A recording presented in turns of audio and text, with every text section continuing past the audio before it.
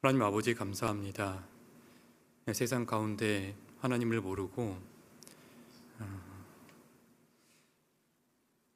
아무 소망 없이 살 수밖에 없던 저희들을 먼저 주님의 말씀 가운데로 불러주시고 듣는 가운데 하나님이 사실이고 성경이 사실이라는 것 깨달았을 때 나는 하나님 앞에 어떠한 사람인지 나의 운명을 알게 되었을 때 겸손하게 하나님의 말씀 앞에 나와서 저희 마음속에 예수님의 그 십자가의 그 피가 나를 향하고 있는 사랑이라는 것 깨닫게 해주신 것을 감사드립니다.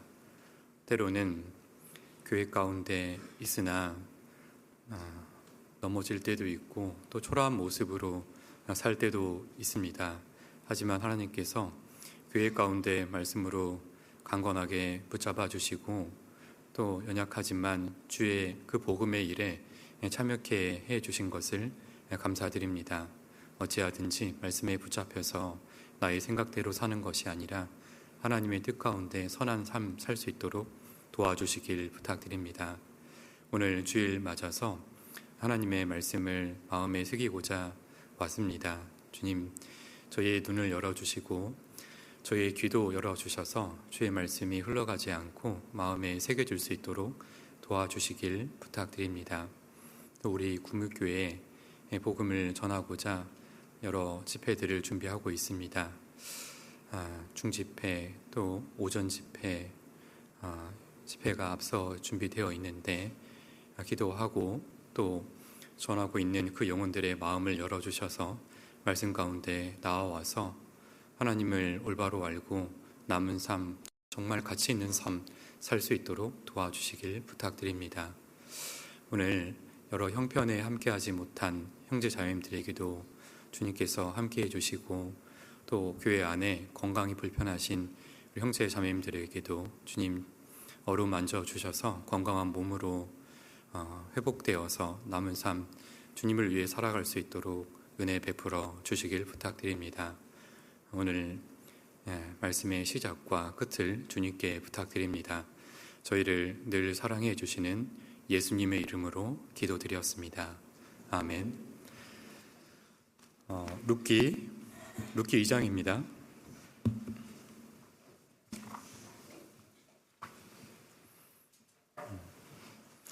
룻기 2장 10절로 13절입니다.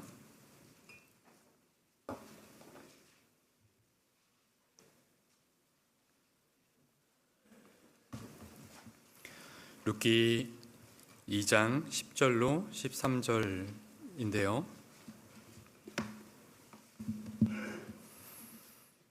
제가 읽어보겠습니다. 룻이 땅에 엎드려 절하며 그에게 이르되 나는 이방 여인이언을 당신이 어찌하여 내게 은혜를 베푸시며 나를 돌아보시나이까. 보아스가 그에게 대답하여 가로되 내 남편이 죽은 후로 내가 시모에게 행한 모든 것과 내 부모와 고국을 떠나 전에 알지 못하던 백성에게로 온 일이 내게 분명히 들렸느니라. 여호와께서 내 행한 일을 보응하시기를 원하며 이스라엘 하나님 여호와께서 그 날개 아래 보호를 받으러 온 내게 온전한 상 주시기를 원하노라. 우리 13절은 함께 같이 읽어보겠습니다. 룻이 가로되 내 주여 내가 당신께 은혜 있기를 원하나이다. 나는 당신의 시녀의 하나와 같지 못하오나 당신이 이 시녀를 위로하시고 마음을 기쁘게 하는 말씀을 하셨나이다. 저는 2007년에 구원을 받고요. 지금은 1월 1일자로 포항에 와가지고 포항에서 교제하고 있는 김순규 형제라고 합니다. 만나 뵙게 되어서 너무나 반갑습니다. 반갑나요? 저만 반가운 거 아니죠? 네. 여기 그 룻기 하면은 우리가 선택하는 말하는 것 중에 첫 번째가 선택이다라고 생각이 됩니다. 그래서 오늘 그 룻의 선택에 따른, 그러니까 룻의 선택의 결과에 대해서 좀 살펴보고자 여기 2장 10절부터 13절까지 좀 읽어봤습니다. 오늘 그래서 알아보고자 하는 것은 이 룻이 보아스를 만나게 되는데, 참 사람은 누구를 만나느냐가 매우 중요한 것 같아요. 근데 여기서 누구를 만나냐면 이 보아스를 만나게 됩니다. 보아스를 만나서 얻은 것 세 가지가 있는데, 첫째는 이 듣는 보아스를 만나게 된다라고 생각이 돼요. 그리고 두 번째는 은혜를 얻는데, 어디서 은혜를 얻냐면 날개 아래 은혜가 있다라는 것을 말씀하고 있다 생각됩니다. 그리고 세 번째 살펴보고자 하는 것은 여기 룻은 남길 만한 여인이 안 되었어요. 그런데 누군가를 이렇게 만나게 되잖아요. 만났을 때 이 룻은 남기게 하는 룻이 되게 하는 것을 볼 수가 있다라고 생각이 됩니다. 여기 잘 아시는 것처럼 이 룻의 배경은 사사들이 치리하던 시대 때 누가 살았냐면은 엘리멜렉이 살았다라고 말씀하고 있습니다. 엘리멜렉의 아내 이름은 무엇이었을까요? 예, 말씀하신 것처럼 나오미였습니다. 엘리멜렉과 나오미 사이에는 두 자녀가 있었는데 그 이름은 말론과 기련이다, 그렇게 기록되어 있어요. 그들이 어디에 살았냐면은 베들레헴에 살았다라고 기록되어 있습니다. 이 베들레헴에서 베들, 이 뜻이 무엇이냐면 히브리 말로 베이트라는 뜻을 가지고 있습니다. 그리고 레헴은 집이라는 뜻을 가지고 있어요. 그러니까 우리가 좋아하는 무슨 집이라고요? 예, 어렵습니다. 빵집입니다. 다들 안 좋아하시는가 봐요. 우리 이렇게 서울에 올라가다 보면은 가까이 올라가서 오산이라는 곳이 있어요. 오산은 아시나요? 혹시 집만 그리고 교회만 아시는 건 아니죠? 오산이 있는 곳에 그 지역 하나 중에 병점이라고 있어요. 병점역이 있거든요. 이 병자가 떡병자에 가게점을 쓰고 있어요. 그래서 무슨 집이라고요? 떡집입니다. 과거에 이렇게 한양에 과거 시험을 보러 올라가다가 허기진 배를 채웠던 곳, 그래서 떡전 거리가 있었던 곳, 그래서 병점이라고 부르게 되었는데요. 그곳에 무엇이 들었냐면 기근, 흉년이 들었다라고 기록되어 있어요. 그러면 흉년이 들었어요. 먹을 게 없어요. 그러면 합리적으로 생각해 보면 거기에 거해야 될까요? 아니면 떠나야 될까요? 네, 합리적으로 생각하면은 그렇게 하는 것이 맞을 수 있어요. 그런데 이 가나안 땅, 이 베들레헴은요, 하나님께서 특별히 아브라함에게 언약으로 주신 땅입니다. 그래서 어찌하든지 그곳에 이렇게 머물러야 했던 것이죠. 그런데 이 합리적으로 생각하고요, 정리하고 어디로 떠나게 되냐면 모압 땅으로 이렇게 거주하게 됩니다. 그래서 거기 가서 두 아들이 있었기 때문에 두 며느리를 이렇게 드리고요, 그리고 행복하게 살 것만 같았어요. 그런데 얼마 되지 않아서 그러니까 엘리멜렉, 그 아버지가 돌아가시고, 그리고 10년 즈음에 말론과 기련도 어떻게 됐다고요? 죽었더라, 그렇게 기록되어 있어요. 그러면 이렇게 내 생각은 다르다고, 상식적으로 흉년을 피하는 것이 맞지 않냐고, 그래서 행복해지려고 갔지만 누구만 남았냐면 과부하고 두 과부만 남게 되었다라는 것을 설명하고 있어요. 그래서 이 나오미가 다시 이 베들레헴으로 돌이킨 겁니다. 돌이켜서 오는 길 중에 아무리 생각해도 안 되겠는 거예요. 그래서 이렇게 얘기하는 겁니다. 자, 룻기 1장입니다. 룻기 1장 8절에 보면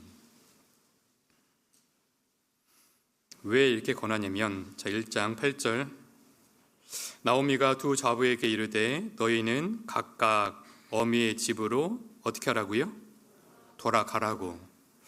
너희가 죽은 자와 나를 선대한 것 같이 여호와께서 너희를 선대하시기를 원하며. 시어머니 이 나오미가요, 이 권하는 이유가 크게는 두 가지라고 생각이 돼요. 내가 들어가고자 하는 곳이 어디냐면 이스라엘 백성들이, 민족이 사는 곳이라고. 그 사람들은 너희를 어떻게 취급하냐면 짐승 취급한다라는 겁니다. 저주받은 민족으로. 왜냐하면 잘 아시는 것처럼 창세기 13장에 보면 여기 아브라함의 조카, 여기 룻 말고 누구죠? 네, 롯이 있습니다. 13장에 보면요, 이렇게 눈에 보이는 것을 보고 쫓아서 갔더니 어디까지 도착했다고요? 네, 소돔 고모라까지 이렇게 도착하게 됩니다. 그래서 14장에 보면요, 다 빼앗겨요. 그렇지만 아브라함이 가가지고 그들을 구출을 해오죠. 그래서 언제든지 나올 수 있었어요. 그런데 어디까지 연계되냐면 17, 18, 19장까지 계속 거기에 머물게 된 겁니다. 그리고 그곳에 어떻게 됐냐면 정말 음란하고 너무나 입으로 담기 어려운 그런 죄까지 이렇게 관영하게 된 겁니다. 그래서 어떻게 됐냐면 하나님께서는 불과 유황으로 이렇게 벌할 수밖에 없는 상황까지 끌고 간 거죠. 그래서 이렇게 나올 때 그의 아내는 어떻게 했냐면 뒤를 어떻게 했다고요? 돌아봐서 뭐가 됐다고요? 소금 기둥이 된 겁니다. 그리고 이 조카 이 롯이 있지 않습니까? 그리고 그 딸이 둘이 있었는데 둘과 이 폐륜적인 사건으로 말미암아서 폐륜적인 자손이 태어나는데 그 자손이 누구라고요? 모압과 암몬이라고. 그래서 마태복음 15장에 보면요, 이 슬로보니게 여인에게 예수님이 이렇게 말씀하십니다. 이 떡을 취해서 개들에게 던짐이 마땅치 않다고. 그러니까 이스라엘 사람들은 굉장히 배타적이었죠. 그런데 여기 모압, 암몬 이 족속은요, 더 이렇게 천대받고 저주받은 민족이라고 생각했던 겁니다. 그러니까 너 이런 겁니다.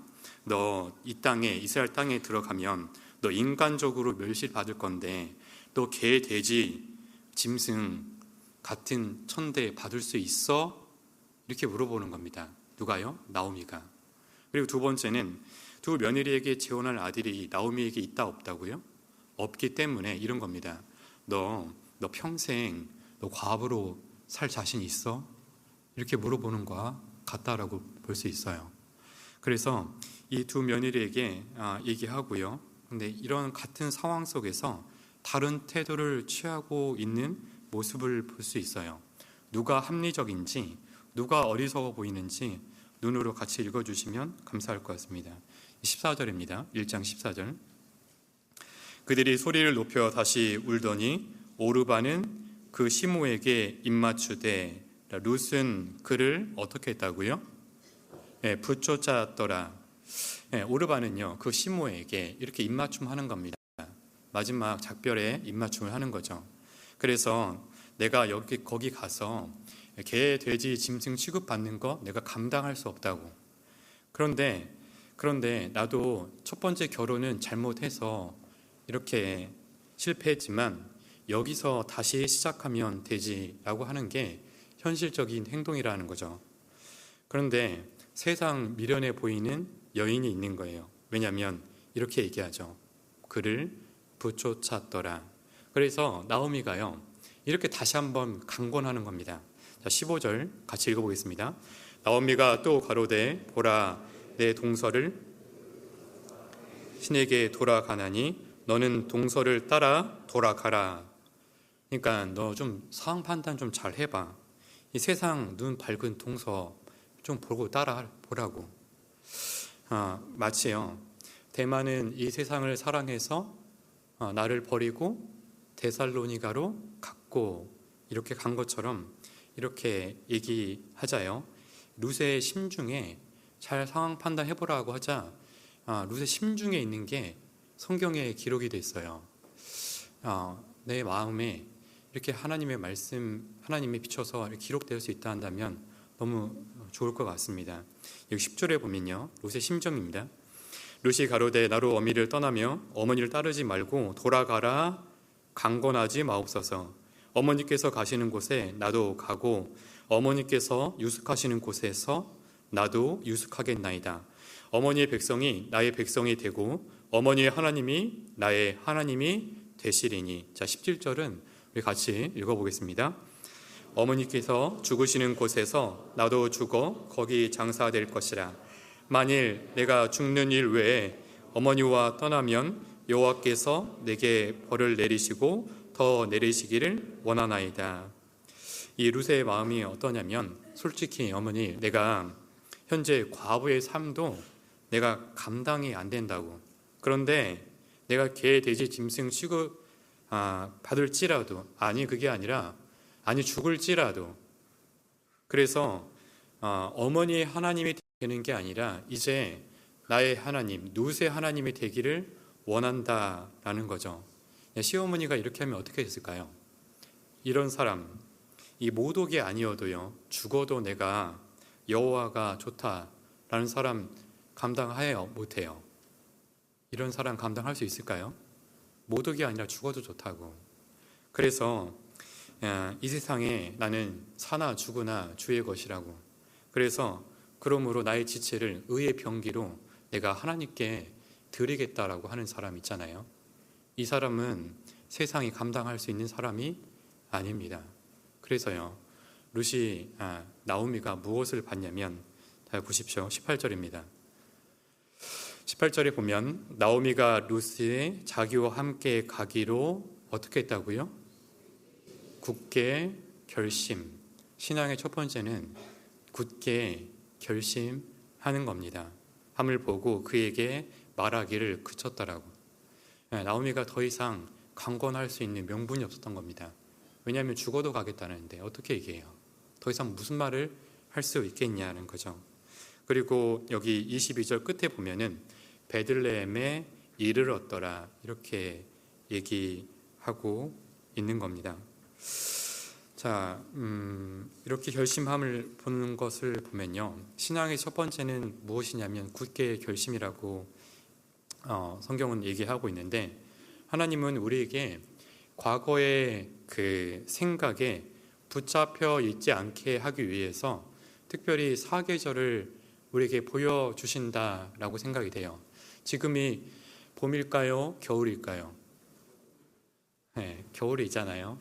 근데 따뜻하네요. 실이 우리 형제 자매님들의 사랑의 온기가 느껴지는 것 같습니다. 죄송합니다. 힘듭니다. 네, 여기 보면 특별히 가을 그리고 겨울이 되면은 이파리가 이렇게 하나하나 이렇게 떨어지는 것을 볼 수 있잖아요. 낙엽이 떨어지는 계절을 볼 수 있는데, 만약에 떨궈 버리지 않고 있는 나무가 있다 한다면, 그러니까 이파리를 붙들고 있는 나무가 있다라고 생각하면 어떠세요? 이렇게 오다가 보니까요, 가로수가 쭉 심어져 있는데 이렇게 짙은 갈색이 다 죽은 이파리를 붙들고 있는 나무를 이렇게 보게 돼 있어요. 어떨까요? 좋을까요? 안 좋아요? 네, 별로 이 죽은 이파리를 붙들고 있는 것은 별로 좋지 않아 보여요. 그래서 하나님은 떨어뜨릴 것은 떨궈 버리라고. 그래야 거기서 무슨 이파리가 나올까요? 새 잎이 나오잖아요.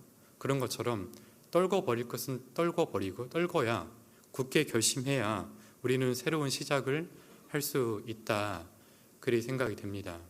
그래서 이 룻과 이 나오미는요, 여기 베들레헴에 도착하게 되는데 누구를 만나게 되는지, 자, 2장 1절입니다. 나오미의 남편 엘리멜렉의 친족 중 유력한 자가 있으니 이름이 뭐라고요? 보아스더라. 모압 여인 룻이 나오미에게 이르되 나로 밭에 가게 하소서. 내가 네게 은혜를 입으면 그를 따라서 이삭을 주겠나이다. 나오미가 그에게 이르되 내 따라 갈지어다 하매, 룻이 가서 베는 자를 따라 밭에 이삭을 줍는데 어떻게 해요?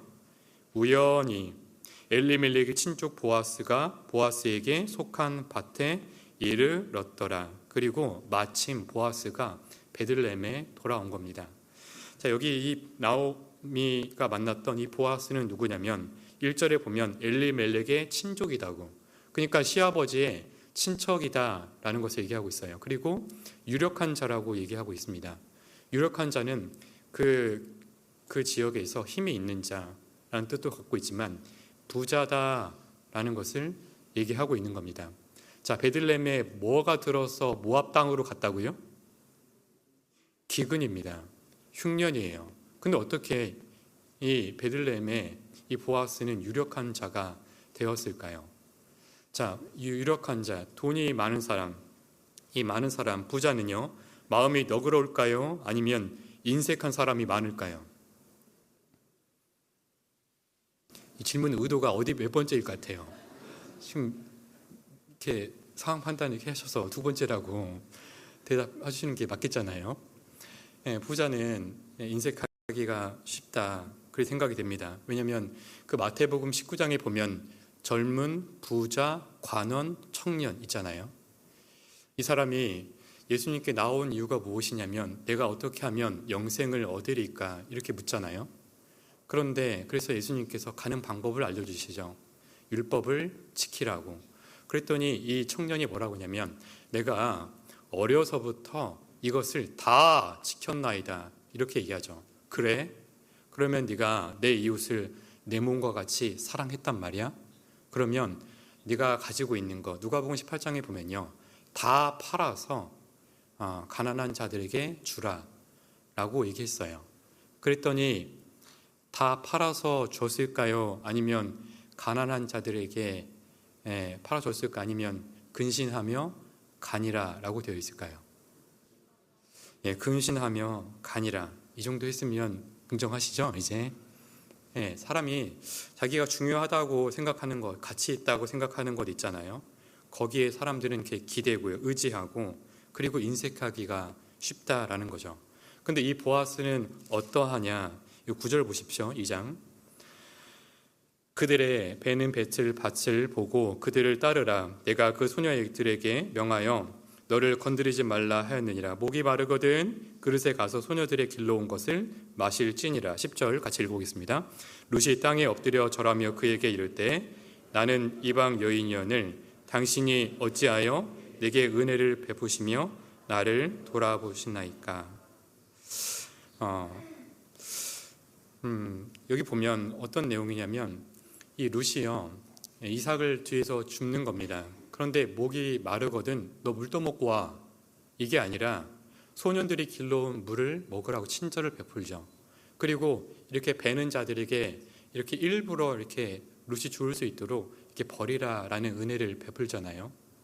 잘 아시는 것처럼 여기 보아스에 대해서 생각해 보고자 하는데, 이 보아스는 누구를 예표하고 있냐면 예수님을 잘 설명하고 있어요.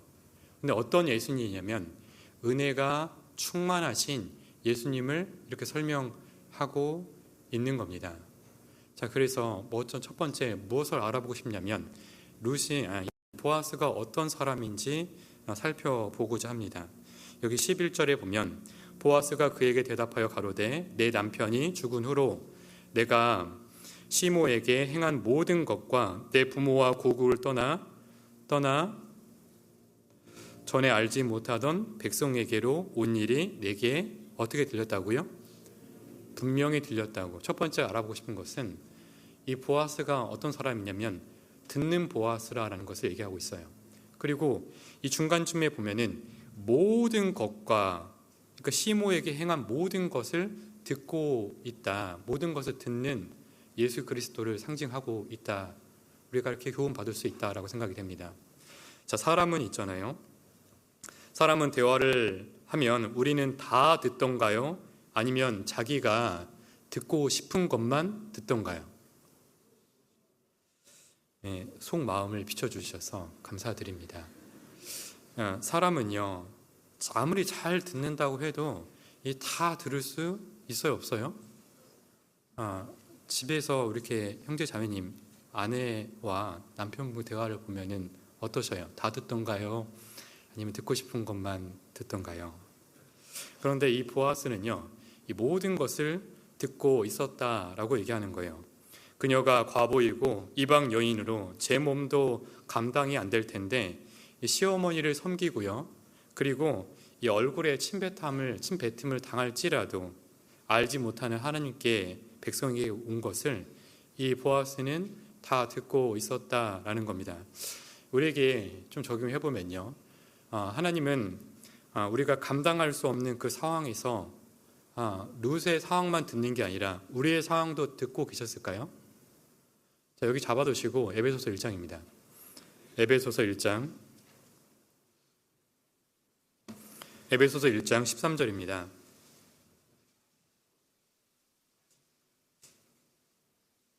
에베소서 1장 13절. 그 안에서 너희도 진리의 말씀 곧 너희의 구원의 복음을 어떻게 하고요?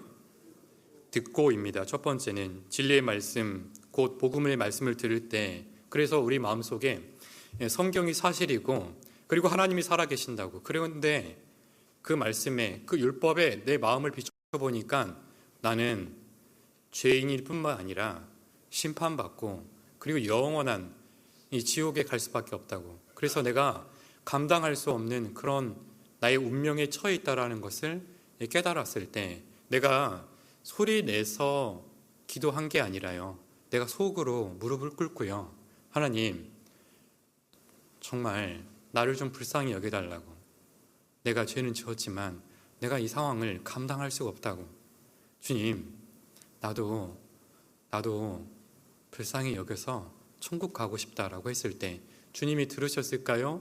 안 들으셨을까요? 속으로 얘기했는데 들어요, 안 들어요?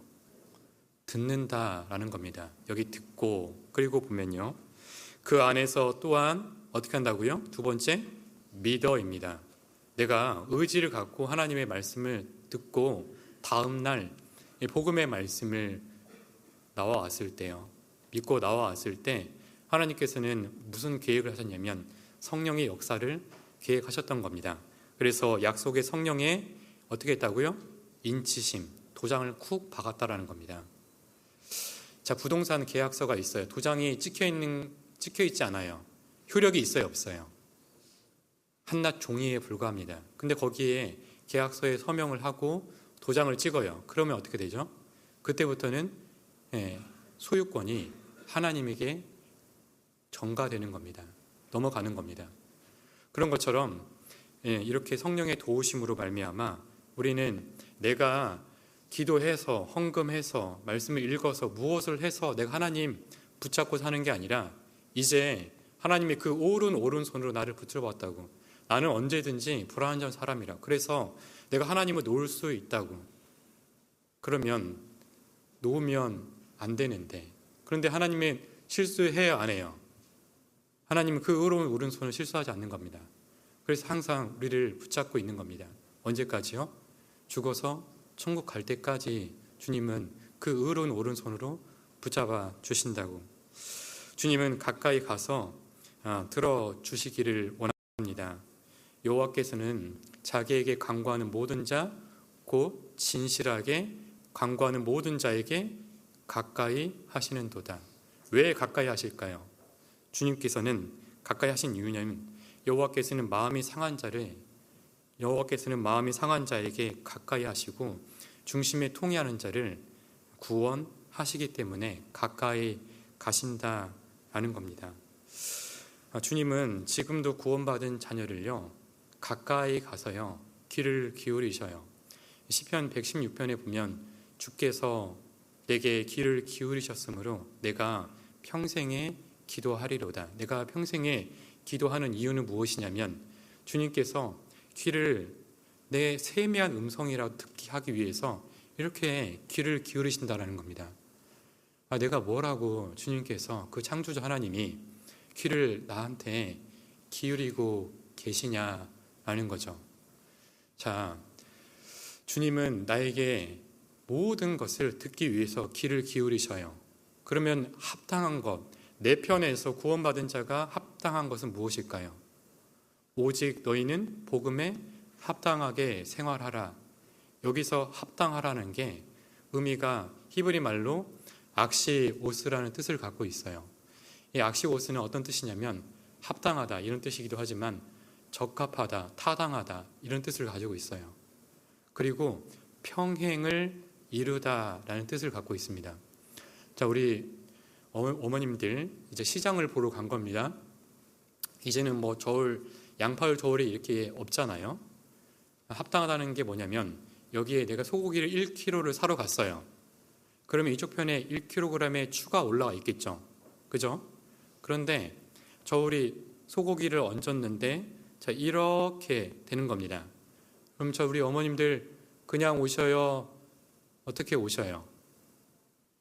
네? 이렇게 되는데 그냥 오신다는 분은 마음이 너그럽거나 아니면 저울을 못 봤거나 아니면 어쨌든 간에 와요 안 와요? 어떻게 해야 돼요? 이렇게 될 때까지 고기 더 올리라고 이게요 평행을 이룰 때가 합당하다라는 겁니다. 자, 그러면요, 자, 우리에게 있어서 주님은 무엇을 올려놓냐면 우리에게 모든 듣는 귀를 이 왼쪽 편에 올려놨다라고 생각해 보셔요. 그리고 그러면 우리는 무엇을 오른편에 올려놔야 악시오스 합당할까요? 누가복음 10장입니다.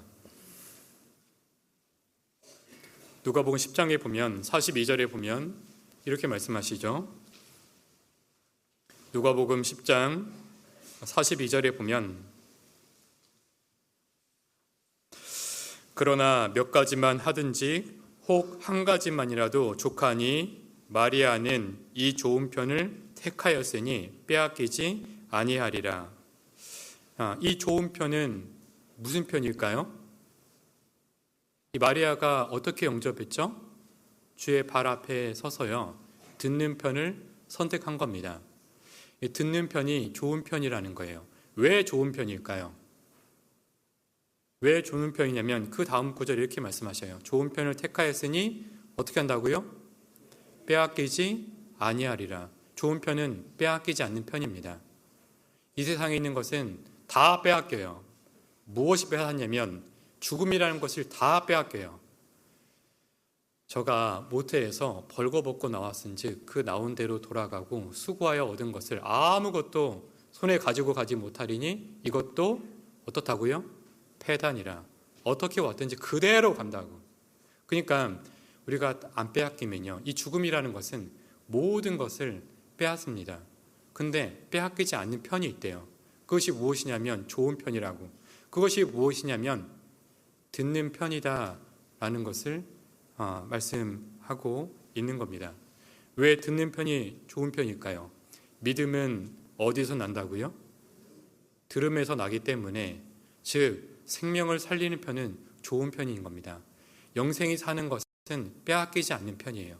그래서 물론 이 마르다처럼요, 우리는 구원받은 다음에 이렇게 형제 자매들을 이렇게 섬기고 하는 것도 중요합니다. 그런데 예수님께서는 먼저는 더 좋은 편이 있다라는 것을 말씀하시죠.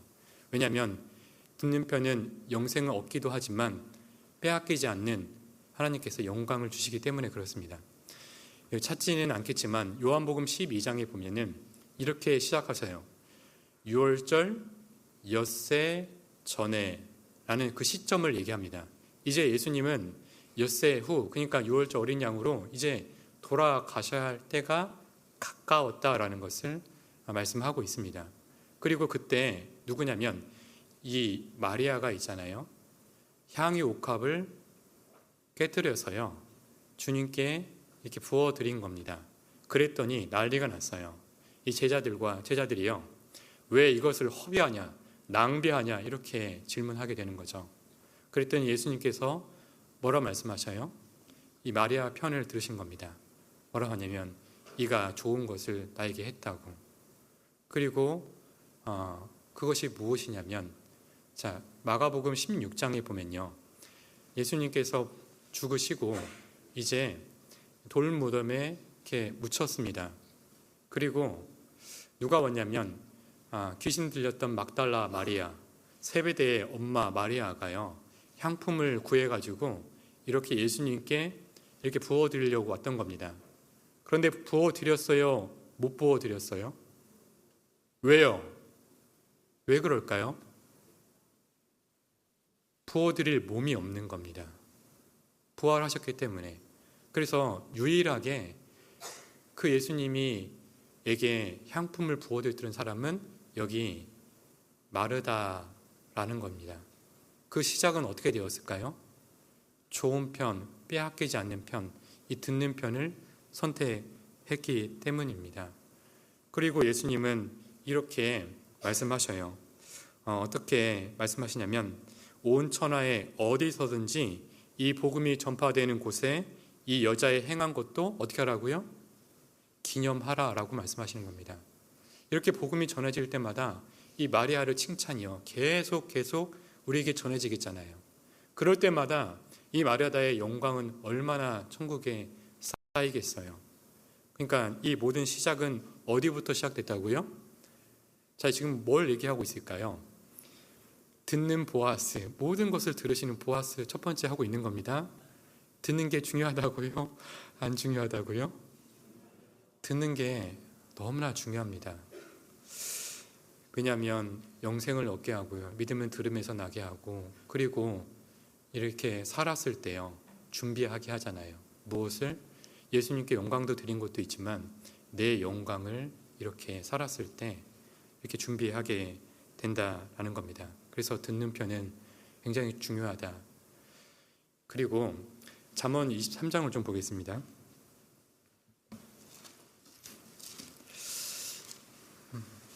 잠언 23장에 보면 7절에 보면 이렇게 말씀하시죠. 7절 우리 같이 한번 읽어보겠습니다. 대저 그 마음의 생각이 어떠하면 그 위인도 그러한즉. 거기까지만 읽어볼게요. 대저 그 마음의 생각이 어떠하면 그 위인이다. 그리 말씀하고 있는 거죠. 그러니까 생각이 그 사람이다 라는 것을 말하고 있습니다. 그 마음의 생각이. 무엇을 듣느냐라는 건요, 무엇을 생각하게 합니다. 그리고 그 생각한 것을 마음에 품고 품으면 어디로 나올까요? 마음에 품고 품으면, 그 생각을 품으면요, 이렇게 사람이 말로 이렇게 나오는 겁니다. 사람이 자기 입에서 나오는 것이요, 새 것이 나오는 게 아니에요. 정말 듣는 것이 나옵니다. 그리고 이 말한 것 있잖아요. 이 말한 것을, 그러니까 생각을 하면은 듣는 것은 생각을 낳게 하고, 생각은 그 말하는 것을 낳게 하고, 이 말하는 것은요, 자기의 그 말한 것을 지키기 위해서 행동으로 나타난다라는 겁니다. 그래서 대저 그 마음의 생각이 어떠하면 그 위인도 그러한즉. 그러니까 그 생각이 그 사람이다라는 것을 얘기하고 있죠.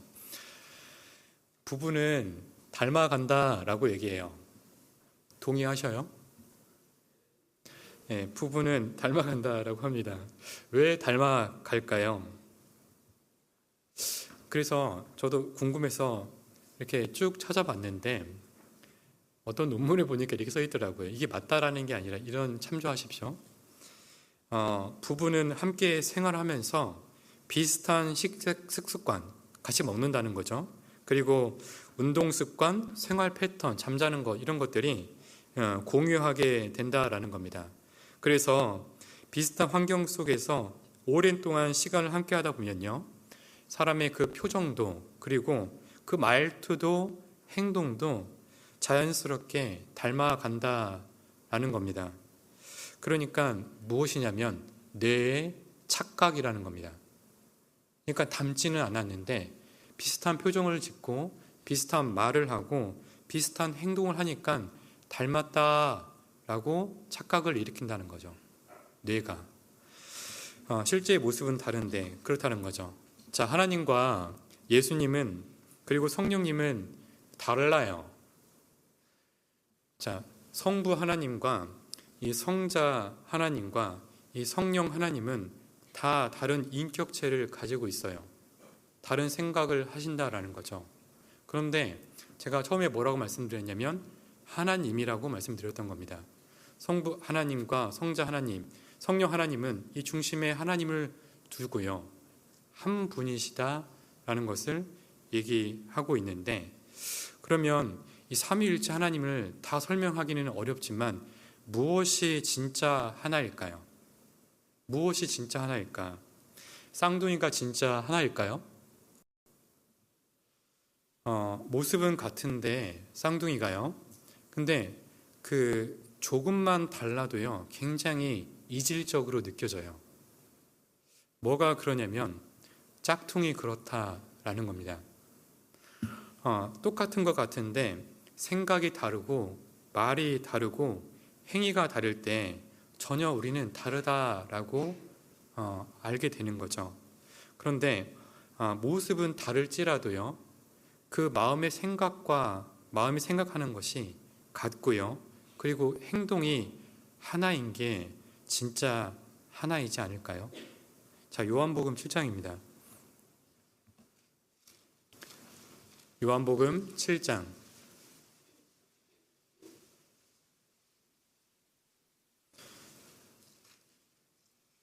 요한복음 7장 16절에 보면 예수께서 대답하여 가라사대 내 교훈은 내 것이 아니요 내 것이 아니면 누구의 것일까? 이렇게 말씀하십니다. 남은 말씀 같이 읽어보겠습니다. 나를 보내신 이의 것이니라. 예수님이 직접 이렇게 말씀하셔요. 대답하여 가라사대 내가 말하는 교훈 있잖아, 내가 이제 그 성령의 침례를 받고 계속 예수님께서는 사역을 시작했던 겁니다. 그리고 많은 사람들에게 말을 하셨어요. 그리고 교훈하셨죠. 이것들이 이렇게 말씀하신 내 것이 아니요, 그럼 누구의 것이라고요? 나를 보내신 이의 것이다. 이렇게 성경은 기록되어 있는 거죠. 예수님은 이 땅에 오셔서 자신의 생각이 있었어요. 있었을까 없었을까요? 보시면 누가복음 24장에 보면은 22장에 보면은요, 나의 원대로 마옵시고 아버지의 원대로, 즉 아버지의 뜻대로 되기를 원한다고 말씀하시잖아요. 그러니까 예수님의 생각이 있었다 없었다고요? 있었다라는 겁니다. 있는데 그것을 의롭지 않다라고 생각하기 때문에 꺾어버린 겁니다. 그리고 들은 것을 이렇게 말씀하신 거죠. 하고 싶은 말은 있었지만 하고 싶은 말대로 행동한 것이 아니라고. 그래서 예수님은 여기 보시는 것처럼 내 교훈은 내 것이 아니라고 말씀하시죠. 그리고 성령님은 어떠할까요? 성령님은 여기 넘겨서 요한복음 16장입니다. 지금 뭘 말씀드리려고 하냐면 듣는 보아스에 대해서 얘기하고 있고, 지금 삼위일체 하나님이 진짜 어떻게 하나가 됐냐라는 거 살펴보고 있는 겁니다. 16절 보면 13절에 보면 그러하나 진리의 성령이 오시면 그가 너희를 모든 진리 가운데로 인도하시리니 그가 어떻게 말하지 않는다고요?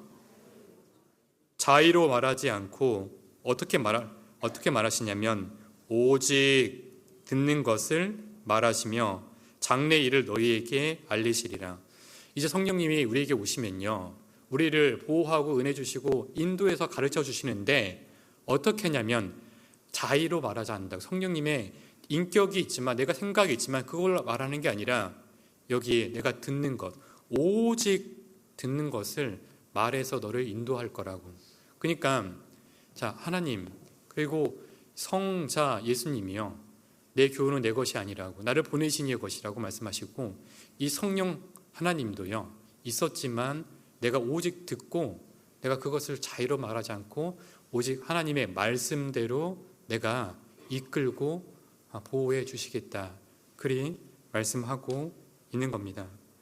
그래서 그 마음이 생각이 어떠하냐면 그 위인도 그러한즉, 즉 이 듣는 것 있잖아요.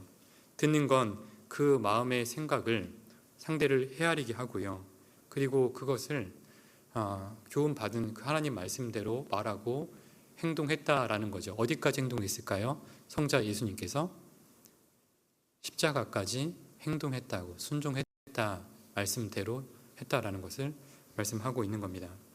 이게 진짜 하나 아닐까요? 모습은 다를지라도, 생각은 다를지라도요, 이게 하나님의 말씀이 의롭다라고 해가지고 자기 생각을 꺾어버리고 아버지의 뜻대로 되는 것, 그래서 마음과 생각과 행동이 하나 된 게 진짜 하나 아닐까요? 그 시작은 어디부터 시작됐다고요? 첫 번째, 듣는 보아스 얘기하는 겁니다. 어디서부터 시작됐다고요? 듣는 것부터 시작된 겁니다. 마르다는 듣는 좋은 편을 선택했던 겁니다. 그리고 영광까지 얻었던 거죠. 그러면 우리는 어떻게 해야 하는 게 합당할까? 예수님께서 모든 듣는 귀를요, 왼쪽 편에 올려놨다면 이쪽 편에는 뭐가 올라가야 될까요? 모든 듣는 귀, 내 귀가 이쪽 편에 올려놓는 게 합당하다고, 평형을 이룬다고 그리 말하고 있는 거죠. 자, 그래서 우리는 귀를 주일 말씀만 들어야 될까요? 아니면 수요 말씀도 들어야 될까요? 네, 말씀도입니다. 왜요? 주님이 올려놨기 때문에 우리도 여기다 올려놓는 게 합당하다라는 겁니다. 또 우리는 서로 다른 모습을 가지고 있어요. 근데 무엇으로 하나 될 수 있냐면요, 우리는 세상의 가치관으로 하나 될 수는 없습니다. 다 내가 가지고 있는 가치관, 내가 가지고 있는 상황, 이런 것들이 다 달라요. 성향도 다르고요. 근데 어떻게 하나 될 수 있을까요? 하나 될 수 있는 방법은 유일합니다. 우리 너무나 개성이 강해, 각자가 가지고 있는 것들이. 근데 어떻게 하나 될 수 있냐면 빌립보서 1장에 보면 너희는 복음에 합당하게 생활하라. 이는 내가 가보나 떠나 있으나 일심으로 한 뜻으로 서서 복음의 신앙을 위하여 협력하는 것과, 이렇게 말씀하셔요. 우리는 다른 것으로는요, 양보하기가 어려워요. 근데 내가 복음이 전해진다 한다면 내 생각 꺾을 수 있습니다.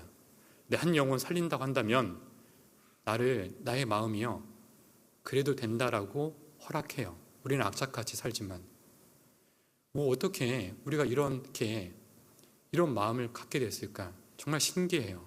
나를 봐도 내가 신기하고, 정말 우리는 하나 될 수 있는 것은 복음이다 라는 것을 얘기하고 있는 겁니다. 그래서 하나님께서는요, 우리의 초점이 무엇이 있기를 원하냐면 고민의 그 문제의 염려가 아니라요, 너희는 먼저 그의 나라와 어떻게 하라고요? 그의 의를 구하라고. 그리하면 이 모든 것을 너에게 어떻게 한다고요? 더해 주신다고. 네 염려 나한테 맡기라고. 내가 부탁한 것 있잖아. 너희는 온 천하에 다니면서 복음을 전해달라고. 그러면 내가 그 염려하는 거 내가 책임져 줄게. 너는 제발 복음 책임져줘. 이거 아닐까요? 우리 각자 성향은 너무나 강해요. 그래서 내 가치관대로 살고 싶어요. 근데 이 복음이라면 양보할 수 있는 게 그리스도인이라고 생각이 듭니다. 두 번째는 보아스를 만나서 무엇을 얻게 되냐면 은혜를 얻게 된다라고 말씀하십니다. 자, 룻기 2장입니다. 룻기 2장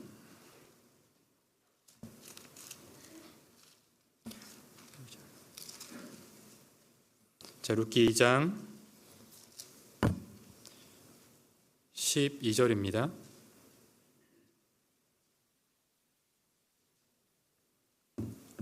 12절, 여호와께서 내 행한 일을 어떻게 하신다고요? 보응하신다고. 근데 하나 수식어를 더 넣어도 좋을 것 같아요. 이 앞자에다가 반드시 넣어도 틀리지 않을 겁니다. 여호와는 반드시 그 말씀하신 것을 지키시고요, 공의롭게 행하십니다. 보응하시기를 원하며 이스라엘 하나님 여호와께서 그 날개 아래 보호를 받으러 온 내게 온전한 상 주시기를 원하노라. 자, 13절 같이 읽어보겠습니다. 룻이 가로되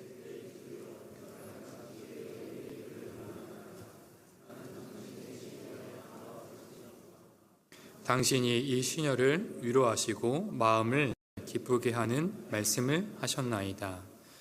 이 룻이요, 보응을 받게 되는데 어디서 은혜를 받게 되냐면 날개 아래에서 은혜를 받게 되었고, 그리고 이렇게 얘기하죠. 나를 기쁘게 하시는 말씀을 내가 은혜를 충분히 받았다라고 얘기하는 겁니다. 자, 혹시 애완용 메추리라고 아셔요? 네, 메추리 알은 아시죠? 맛있잖아요. 이 메추리, 애완용 메추리는 여기 보시면요, 이 손바닥에 한 반만 해요. 반. 그래서 병아리처럼요, 갓 태어난 병아리처럼 되게 이렇게 귀여워요. 그래서 순놈 한 마리하고 몰랐는데, 그리고 암놈 두 마리가 이렇게 키우게 되었는데, 이 이들이 알을 안 낳는 거예요. 그래서 역시 무슨 대가리라고요? 그런가 보다. 그렇게 생각했는데 한 6개월, 1년 안 되는 것 같은데 그때 이제 알을 낳기 시작한 겁니다. 근데 알이 얼마나 하냐면 우리가 먹는 그 메추리 알의 한 3분의 2 사이즈 정도 돼요. 그러니까 비교적 알이 굉장히 크죠. 그런데 얘가 무정하게 타조처럼 알을 안 품는 겁니다. 역시 그렇구나 라고 생각했는데 어느 날 보니까 얘가 근데 이 참 소개를 먼저 해드리면 순놈을 우리가 뭐라고 이름을 붙였냐면 야곱이라고 이름 붙였습니다. 그리고 하나는 누굴까요? 라헬과 레아라고 붙여준 거예요. 왜냐하면 그 미물도 한 애만 되게 좋아하더라고요. 그래서 이제 알을 이렇게 낳기 시작했고 안 품다가 어느 순간 보니까 얘가 알을 이렇게 모으는 거예요. 그리고 품기 시작한 겁니다. 몇 개를 품었을까요? 모르시죠? 알을 9개를 품는 게 아니라 11개를 품고 있는 겁니다. 그러니까 품으면 알이 날개 바깥으로 나와야 안 나와요. 도저히 품을 수 없는 거예요. 그래서 역시 뭐라고요? 그래 생각했던 거죠. 근데 걔가 누구냐면 레아였습니다. 그래서 알을 품기 시작하더니 이제 알이 부화가 될까라고 생각했던 거죠. 근데 한 7, 3, 21일 되니까 알이 부화되기 시작했습니다. 집에서 저랑 왔어요. 아빠, 알이 7개나 부화됐어. 그래서 야, 되게 많이 태어났네. 사진을 보여줬는데 이게 너무 귀여운 거예요. 걔네는 이렇게 부활하자마자 막 이렇게 뛰어다닙니다. 그래서 다시 집에서 연락이 왔습니다. 7시쯤 됐는데 아빠 9마리야 라고 연락이 왔어요. 그러니까 9마리가 되니까 진짜 옹기종기 이렇게 모여 있더라고요. 그리고 다시 전화가 왔습니다. 몇 마리가 태어났을까요? 11마리가 이게 다 태어난 거예요. 자, 이 알이 다 레아의 알일까요? 아니면 라헬의 알도 있을까요? 11개는 얘가 다 못 낳아요. 이틀에 하나 꼴 나거든요. 그러니까 이 자기 알인 양 다 이렇게 끌어안고요. 품기 시작한 겁니다. 그리고 집에 와서 보니까 너무나 사랑스러운 거예요. 새끼가. 왜냐하면 어미는 초라해. 왜냐하면 21일 동안 보면요. 얘가 밥을 잘 못 먹어요. 그러니까 이 털은 되게 볼품 없어요. 그리고 깡 말라 있어요. 그리고 아직 밥 먹을 때니까 말씀드리면 얘가 똥을 싸잖아요. 똥을 싸면은 진짜 크게 싸요. 하루에 한 번밖에 안 싸거든요. 얘가 3분 간격으로 이렇게 변을 보거든요.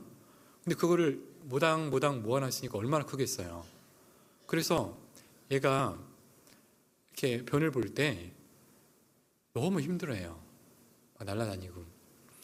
그런데 그 어미도 엄청 사랑스러워 보이더라고요. 왜 그럴까요? 왜냐하면 이 11개의 알이 다 부화됐다는 것은 11개의 자기 체온에 11개 알에 다 온전히 전달되었으니까 이렇게 태어난 거잖아요. 그래서 제가 새끼 한 마리를 너무 귀여워가지고 이렇게 딱 빼려고 했습니다. 빼려고 하니까 얘가 어떻게 하는 줄 아셔요? 날개를 확 펴가지고 저를 이렇게 콕 쪼으려고 덤비는 거예요. 이 쬐끄만한 게. 참 분수를 모르는 거죠. 지키려 하는 마음 그것도 있지만 그래서 추우니까요. 이렇게 애들이 어디로 들어오냐면 새끼들이 어디로 들어올까요? 지금 뭐 얘기하려고 여기까지 왔냐면 날개 아래 얘기하려고 여기까지 온 겁니다. 날개 아래 뭐가 있냐면 뭐가 있다고요? 은혜가 있는 겁니다. 들어오는데 11마리가 다 들어와야 못 들어와요. 10마리가 딱 들어오잖아요. 그러면 얘가 메추리가 그냥 닭처럼 커져요. 그리고 한 마리가 계속 들어오잖아요. 그러면 반대쪽에 한 마리가 뽕 튀어나옵니다. 그래서 추우니까 얘가 막 튀어가지고 다시 2편으로 와가지고요, 이쪽으로 쏙 들어갑니다. 그럼 어떻게 될까요? 2편에서 뽕 또 튀어나가지고 또 이렇게 계속 밤새도록 이렇게 이러고 있는 거예요. 근데 이틀인가 됐을 때 결국 그 한 마리가 죽었어요. 그러면서 저한테 교훈해 준 게 있는데, 어찌하든지 어디 아래 있어야 된다고요? 안 있으면 어떻게 된다고요? 교회 안에 보기 싫은 사람이 있어요? 없어요? 이거는 죽을 때까지 가는 겁니다. 이거 말하는 순간 그때부터 힘들어집니다, 신앙생활. 그런데 어떻게 된다고요? 어찌하든지 교회 안에 없으면 어떻게 된다고요? 저 얘기 안 했습니다. 있어요. 근데 이긴 교회 안에, 교회 날개 아래 있는 자가 사는 겁니다. 어찌하든지 붙어 있는 겁니다. 상황이 그러할지라도. 자, 은혜 아래, 그러니까 날개 아래 뭐가 있냐면 은혜가 있다라는 것을 설명드리고 싶은데, 자, 요한복음 1장입니다. 요한복음 1장.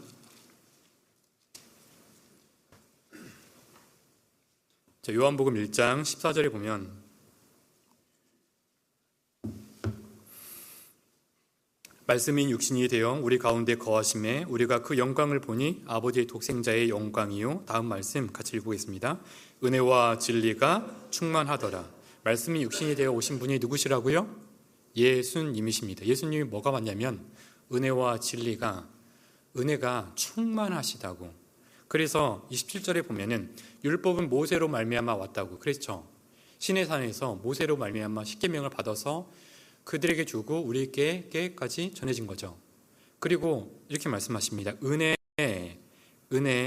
은혜와 진리는 예수 그리스도로 말미암아 왔다고. 그런데 이 은혜가 어떤 은혜냐면 16절에 이렇게 말씀하시죠. 우리가 다 그의 충만한 데서 받으니 어떻다고요? 은혜 위에 은혜더라 라고 말씀하셔요. 자, 율법은요 어떤 것이냐면 모세에게서 주어서 우리에게 받은 이 율법은 무엇이냐면, 표준에서 벗어나면 책망만 하지 그 문제를 해결하거나 그것을 이겨낼 힘을 줄까요, 안 줄까요? 안 줍니다. 책망은 사람을 세우지 못해요. 그런데 은혜는 어떠냐면, 이 은혜가 은혜 위에 은혜더라는 것이 너무 중요하니까 바울 사도는 이것을 2번 반복해서 기록합니다. 로마서 6장입니다. 로마서 6장 자, 14절과 15절인데 제가 읽을 때 뭐가 반복되고 있는지 눈으로 한번 찾아보셔요. 반복되고 있다는 것은 중요하기 때문에 반복해서 쓰고 있는 겁니다. 14절과 15절입니다. 6장 14절. 저희가 너희를 주관치 못하리니 이는 너희가 어디 아래 있지 않다고요? 법 아래 있지 아니하고 은혜 아래 있음이니라. 그런즉 어찌하리요? 우리가 법 아래 있지 아니하고 은혜 아래 있으니 죄를 지으리요? 그럴 수 없느니라. 여기 뭐가 반복되고 있냐면, 너희는 법 아래, 즉 율법 아래 있지 않다고, 율법의 심판 아래 있지 않다고. 너희는 어디에 있냐면 은혜 아래 있다라는 것을 말씀하고 있죠. 율법은 무엇이냐면 이런 겁니다. 너 왜 그랬어? 내가 우상 섬기지 말라고 했지. 너 하나님보다 더 사랑한 거 있으면 그 우상이다. 그리고 내 부모를 내가 공경하라고 했잖아. 너 형제를 미워하는 자마다 살인하는 자야. 너 탐심 부리면 너 죽는 것 알지? 거짓말 하지 말랬지. 이게 율법입니다. 그런데 은혜 아래 은혜는 무엇일까요? 내가 은혜로 말미암아서 구원을 받았다면 하나님께서는 그 위에 은혜를 주신다라고 말씀하셔요. 예수님이 나를 사랑해서 내가 구원을 받았다 한다면 위에 뭐가 있냐면 사랑만 있다라고 말씀하시는 겁니다. 예수님께서 나를 불쌍히 여겨주셔서 내가 구원을 받았단다면 그 위에 무엇만 있냐면 하나님께서 불쌍히 여김만 있다라는 겁니다. 내가 나를 용서 위에 용서라고, 내가 주님께서 용서해 주심으로 말미암아 구원을 받았단다면 그 위에 뭐만 있다고요? 용서만 있다라는 겁니다. 자, 보십시오. 어느 날 베드로가 예수님께 나와 이렇게 얘기합니다. 친구가 있는데요, 이 친구가 반복적으로 저한테 잘못하는 거예요. 그러면 내가 몇 번 용서해 줄까요? 그래서 베드로는요, 칭찬받을 거라고 생각했던 것 같아요. 7번까지 하오리까? 이렇게 얘기했습니다. 자, 우리 자매님들 집에 가서 형제가 잘못했습니다. 몇 번 용서해 줄 수 있어요?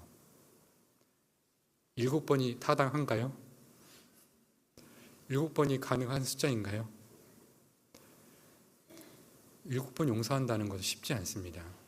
동일하게 한 번만 해도 우리에는 책망이 날라오잖아요. 율법이 날라옵니다. 근데 7번은 쉽지 않은 겁니다. 그런데 예수님이 뭐라고 말씀하셔요? 70번씩 7번까지라도.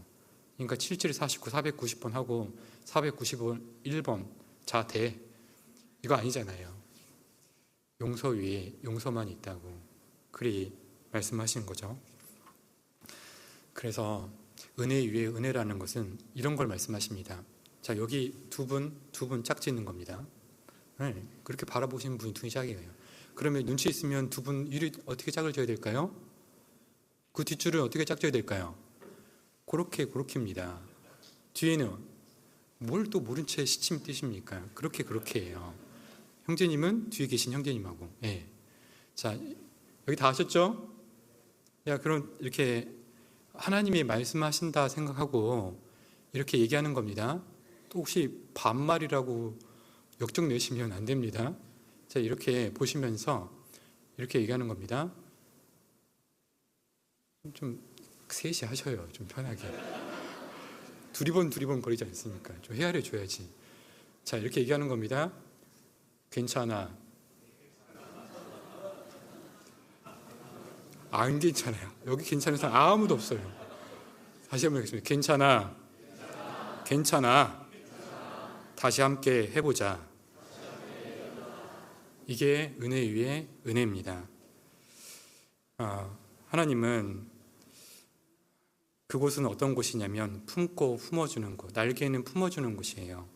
내 모습이 비록 초라할지라도 항상 나를 안아주는 곳이 날개 아래 교회 안에입니다. 그곳에 때로는요, 징계가 있어요. 있어요, 없어요?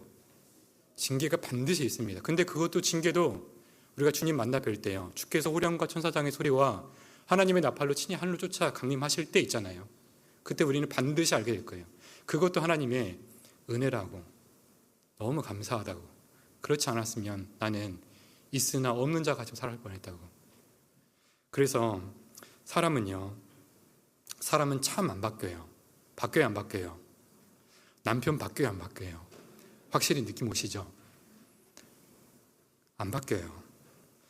근데 중요한 건 무엇이냐면 나 바뀌어요, 안 바뀌어요? 나도 안 바뀌어요. 하나님은 이 땅에서 구원받은 사람이 어떻게 바뀌겠냐면, 다시 얘기하면 어떻게 하면 죄에서 조금씩 벗어나게 해줬냐면 무엇이라고요? 율법일까요? 은혜일까요? 은혜입니다. 책망은 사람을 바꾸지 못해요. 비판은 무엇을 낳는다고요? 비판하지 말라. 비판은 비판을 낳는다고. 근데 헤아림은 어떨까요? 헤아림은 헤아림을 낳는다라는 것을 말씀하시죠. 그래서 하나님은요, 무엇을 바꿔주시냐면 나의 인격, 나의 성향, 나의 어떤 캐릭터를 바꿔주시는 게 아니라 내 마음을 바꿔주셔요. 헤아림으로. 그래서 내 마음이 넓어져서 이렇게 받아주는 겁니다. 바다처럼. 하나님은 이 땅에서 죄를 벗어나게 하는 방법이 있잖아요. 그것을 은혜로 정하셨어요. 그래서 비판은 사람을 교정하지 못하기 때문에. 자, 아까 말씀드렸던 것처럼 한 마리 죽었다고 살았다고요? 그 메추리의 그 마음은요, 그 정도밖에 안 되는 거예요. 그런데 하나님의 마음은 어떨까요? 하나님의 그 마음의 넓은 어떨까? 욥기 11장 찾아보겠습니다. 욥기 11장. 하나님의 마음이 7절, 욥기 11장 7절입니다.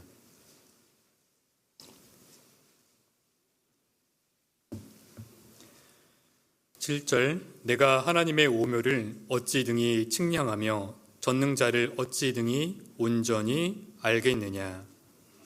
하늘보다 높으시니 내가 어찌하겠으며 음보보다 깊으시니 내가 어찌 알겠느냐. 자, 9절은 중요해서 같이 읽어보겠습니다. 그 도량은 땅보다 크고 바다보다 넓으니라. 하나님의 마음이 어떻다고요? 그 도량은 땅보다, 이 세상의 땅이 왜 이렇게 넓을까요? 하나님의 마음을 우리에게 알려주시는 것 아닐까요? 이 바다는 왜 이렇게 넓냐고. 하나님의 그 마음은요, 그 도량은 땅보다 크고 바다보다 넓다고. 그래서 모든 것을 다 품어주신다고. 그래서 그 안에, 날개 아래 거하면 살까요, 죽을까요? 반드시 내 마음이 소생되는 겁니다. 살아나는 겁니다. 그리고 마지막으로 이제 알아볼 건, 자, 룻기 2장 가보겠습니다. 룻기 2장 13절, 14절입니다. 잡아두셨죠? 자, 룻이 가로되 내 주여 내가 당신께 은혜 있기를 원하나이다. 나는 당신의 시녀의 하나와 같지 못하오나 당신이 이 시녀를 위로하시고 마음을 기쁘게 하는 말씀을 하셨나이다. 자, 여기 룻이요, 보아스를 만나서 집 한 채 얻었어요?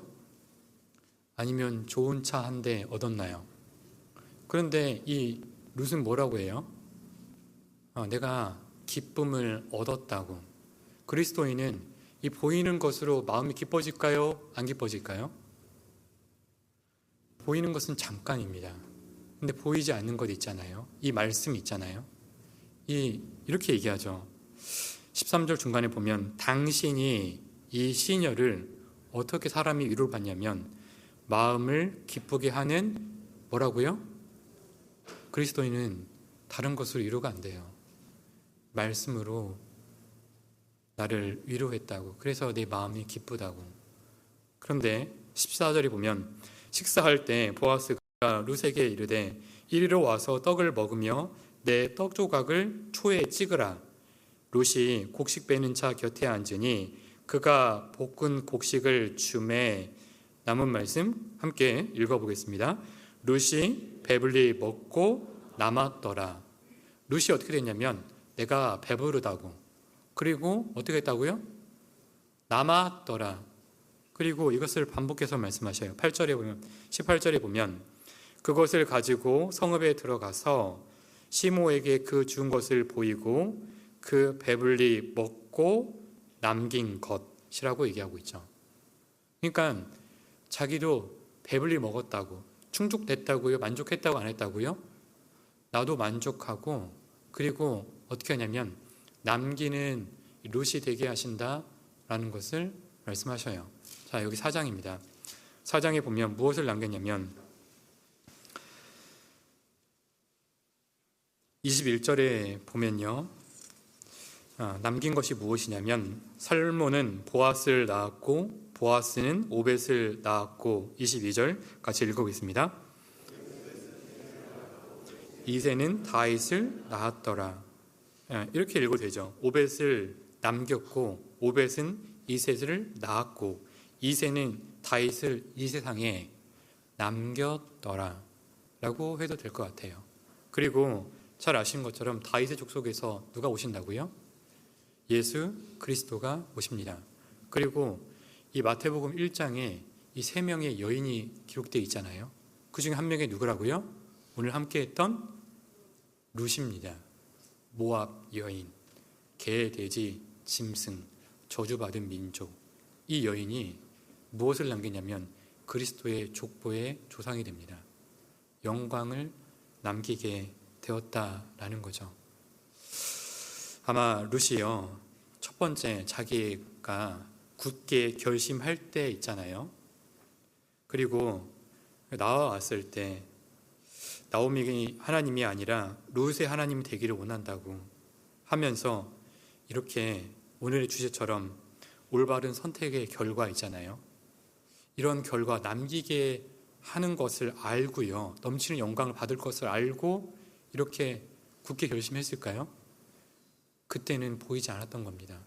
근데 첫 번째 단추를 꿰고 그리고 날개 아래에 들어와서 듣는 보아스를 만나게 되고 거기서 끝나는 게 아니라요, 그 결심은요 무엇을 만드냐면은 남기는 영광까지 이렇게 하나의 고리가 하나님께서는 다 예비하고 계셨다라는 것을 말씀하고 있다, 그렇게 생각이 됩니다. 이와 같이요, 우리의 굳은 결심은요, 순종은요, 넘치는 영광과 반드시 연결이 됩니다. 우리의 작은 결심이 그리고 작은 순종의 선택이 소소한 참여를 할지라도요, 하나님은 생각지 못한 영광의 상급까지 계획하신다라는 거죠. 자, 그러면 우리는 무엇을 남겨야 될까요? 우리는 무엇을 남기는 사람이 되어야 될까요? 자, 우리에게 주어진 2025년 올해 무엇을 남겨야 될까요? 라는 것을 잠깐 생각해 보고자 합니다. 누가복음 19장입니다. 누가복음 19장. 여기 남긴 사람과 남기지 못한 사람들이 나와 있죠. 19장 16절.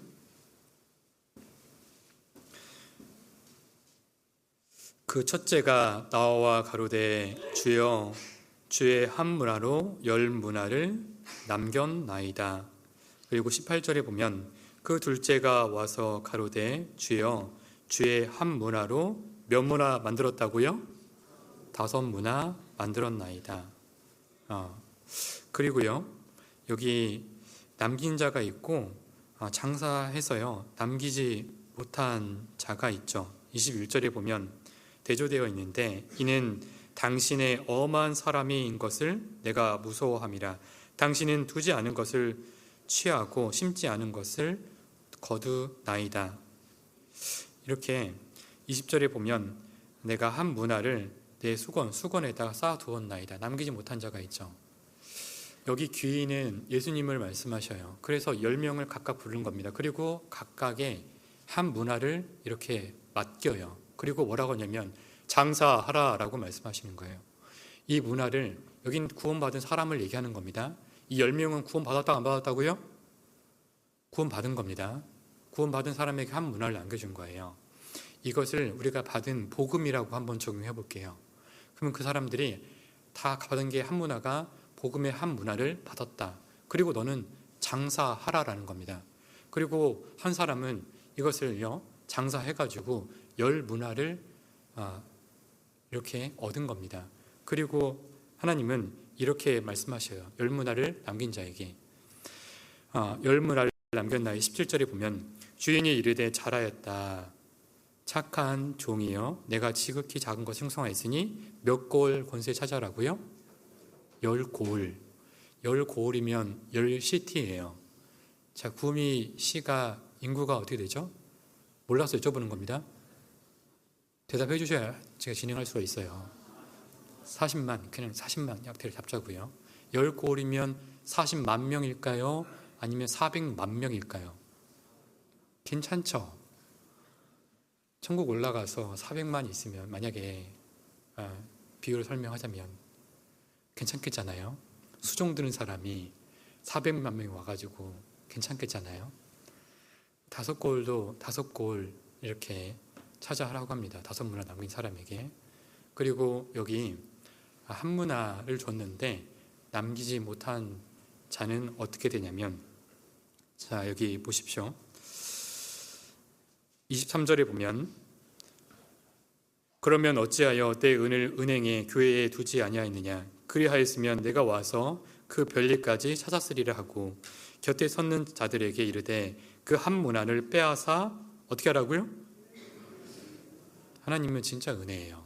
은혜 위에 은혜로 이거 뺏어서요. 열 문화 있는 자에게 주라 하니.